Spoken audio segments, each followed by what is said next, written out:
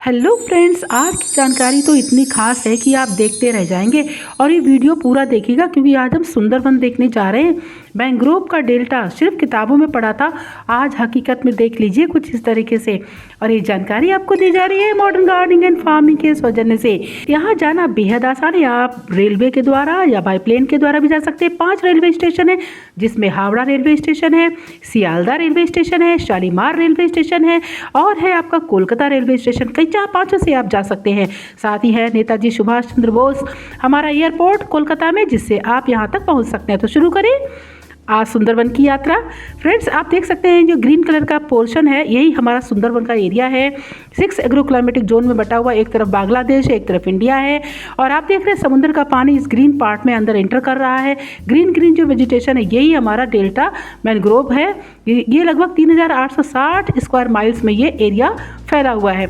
इसकी मिट्टी जो होती है वो लूज होती है, साल्टी वाटर होता है और जो पौधे होते हैं वो टाइट्स आती है, उसमें समर जो आते हैं। आप देख सकते हैं टाइगर जो बंगाल टाइगर होता है, ब्लैक बंगाल टाइगर, ये हमारा यहाँ पे पाया जाता है। और विशेष रूप से जो कैट होती है काफ़ी स्ट्रांग होती है, काफ़ी फुर्तीली होती है।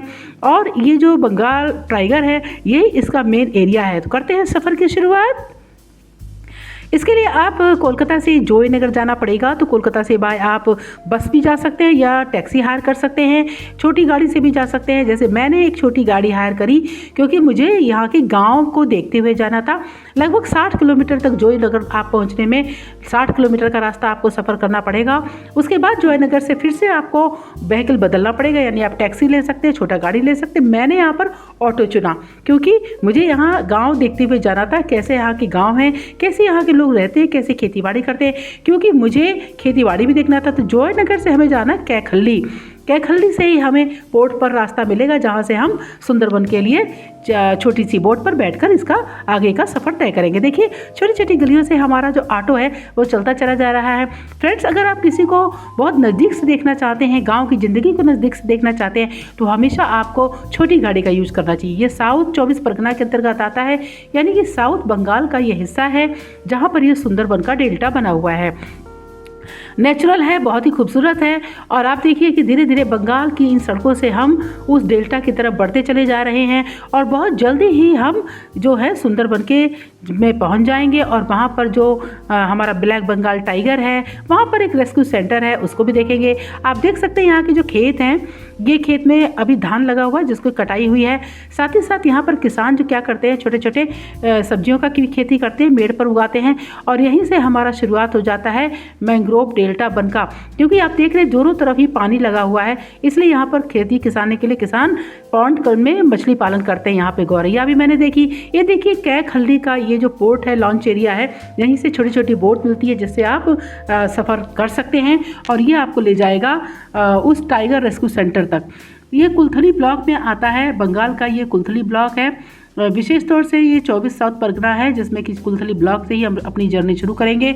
हाई टाइड के समय आप देखिए कि किनारे तक पानी ही पानी है, लेकिन लो टाइड में ये एरिया पूरा खाली हो जाता है, यानी कि बालू बालू हमको पूरा गीले मिट्टी दिखेगा। तो चलिए, हमने तो अपनी यात्रा शुरू कर दी।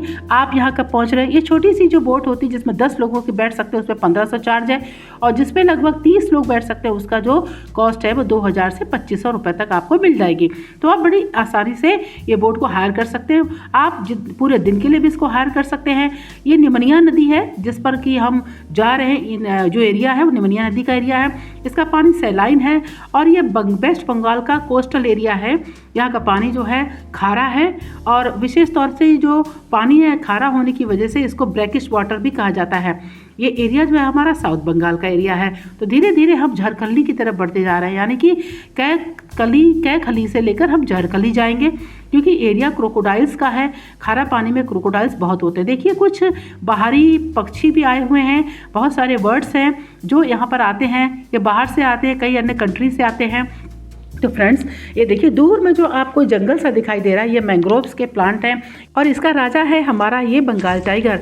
1987 में यूनेस्को वर्ल्ड हेरिटेज ने इसको धरोहर के रूप में घोषित कर दिया था। यानी कि ये हेरिटेज के रूप में इसको विकसित किया गया और ये धरोहर के रूप में है।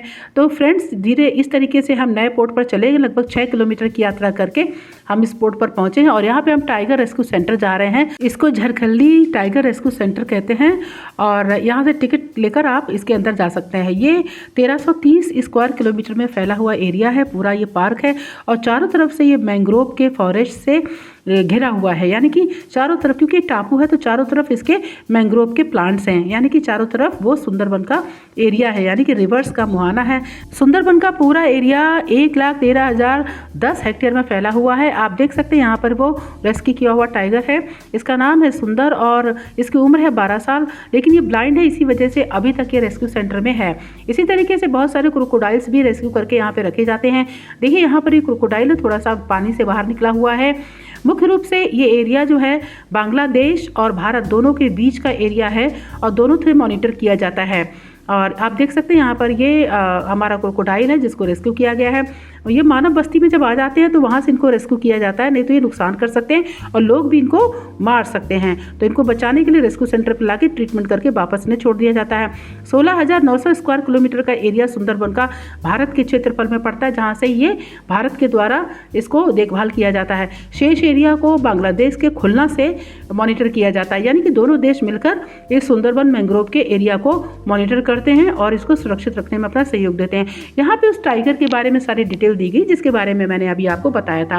आप परिवार के साथ आकर इस पार्क का आनंद ले सकते हैं, क्योंकि इस पार्क में खाने पीने की सुविधा भी उपलब्ध कराई गई है और अच्छा है, जैव विविधता है। देखिए ये सुंदरी का प्लांट है, इसी सुंदरी प्लांट के कारण ही इसका नाम सुंदरबन रखा गया है, क्योंकि ये पौधा इतना आकर्षक होता है कि जब इस पर पानी से रिफ्लेक्शन करके जब सूर्य की किरणें इस पौधे पर पड़ती है तो चांदी की तरह चमकता है, बहुत ही खूबसूरत लगता है। इसीलिए इसको सुंदरी पौधे का नाम दिया गया और इसी के नाम पर सुंदरबन इसका नाम पड़ा। तो आज आपको जानकारी भी मिल गई कि इसको सुंदरबन क्यों कहते हैं।